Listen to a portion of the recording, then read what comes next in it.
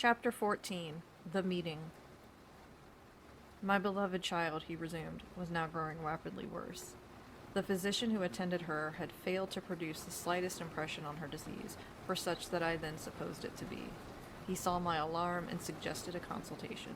I called in an abler physician, from Graz. Several days elapsed before he arrived. He was a good and pious, as well as learned man.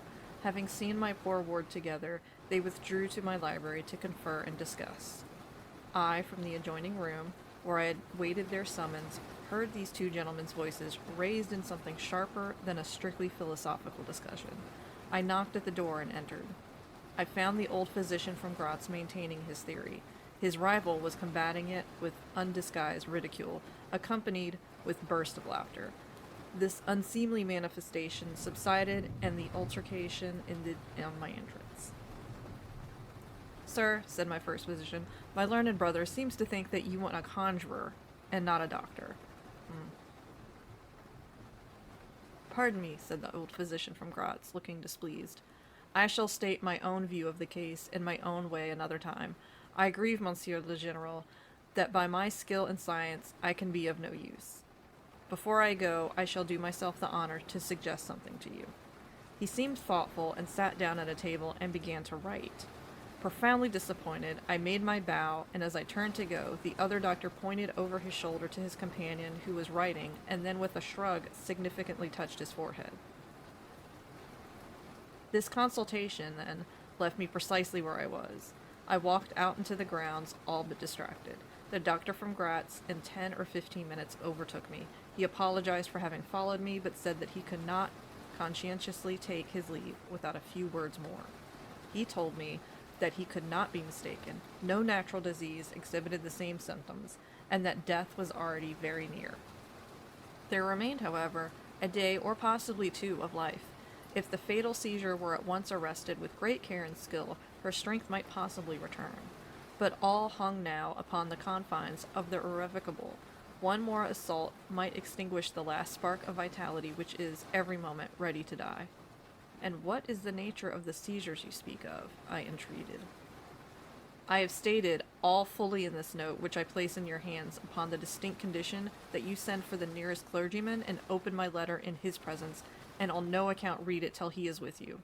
You would despise it else, and it is a matter of life and death. Should the priest fail you then, indeed you may read it." He asked me before taking his leave finally whether I would wish to see a man curiously learned upon the very subject, which, after I had read his letter, would probably interest me above all others, and he urged me earnestly to invite him to visit him there, and so took his leave. The ecclesiastic was absent, and I read the letter by myself. At another time or in another case, it might have excited my ridicule. But into what quackeries will not people rush for a last chance, where all accustomed means have failed, and the life of a beloved object is at stake? Nothing, you will say, could be more absurd than the learned man's letter. It was monstrous enough to have consigned him to a madhouse. He said that the patient was suffering from the visits of a vampire. The punctures, which she described as having occurred near the throat, were, he insisted, the insertion of those two long, thin, and sharp teeth which, it is well known, are peculiar to vampires. And there could be no doubt, he added, as to the well-defined presence of the small livid mark, which all concurred in describing as that induced by the demon's lips, and every symptom described by the sufferer was in exact conformity with those recorded in every case of a similar visitation. Being myself wholly skeptical as to the existence of any such portent as the vampire, the supernatural theory of the good doctor furnished, in my opinion, but another instance of learning and intelligence oddly associated with some one hallucination. I was so miserable, however, that rather than try nothing, I acted upon the instructions of the letter. I concealed myself in the dark dressing room that opened upon the poor patient's room, in which a candle was burning, and watched there till she was fast asleep.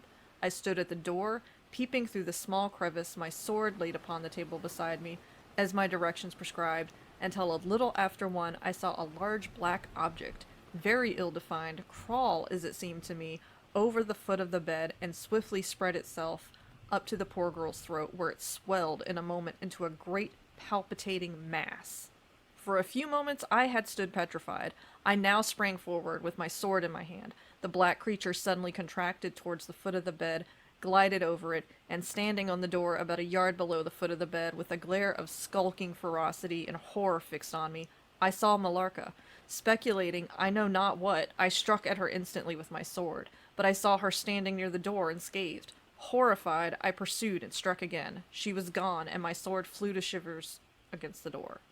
I can't describe to you all that passed on that horrible night. The whole house was up and stirring.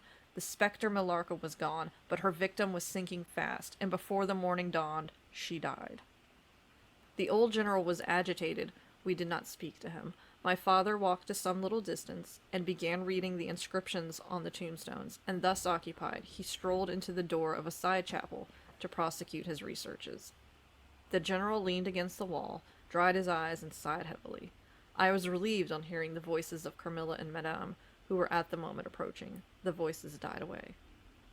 In this solitude, having just listened to so strange a story connected, as it was, with the great entitled dead, whose monuments were mouldering among the dust and ivy round us, and every incident of which bore so awfully upon my own mysterious case, and this haunted spot, darkened by the towering foliage that rose on every side, dense and high above its noiseless walls, a horror began to steal over me, and my heart sank as I thought that my friends were, after all, not about to enter and disturb the triste and ominous scene.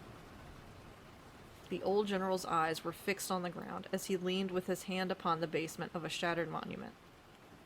Under a narrow arched doorway, surmounted by one of those demoniacal grotesques in which the cynical and ghastly fancy of old Gothic carving delights, I saw very gladly the beautiful face and figure of Carmilla enter the shadowy chapel. I was just about to rise and speak, and nodded smiling, in answer to her peculiarly engaging smile, when with a cry the old man by my side caught up to the woodman's hatchet and started forward. On seeing him, a brutalized change came over her features. It was an instantaneous and horrible transformation, as she made a crouching step backwards. Before I could utter a scream, he struck at her with all his force, but she dived under his blow and, unscathed, caught him in her tiny grasp by the wrist.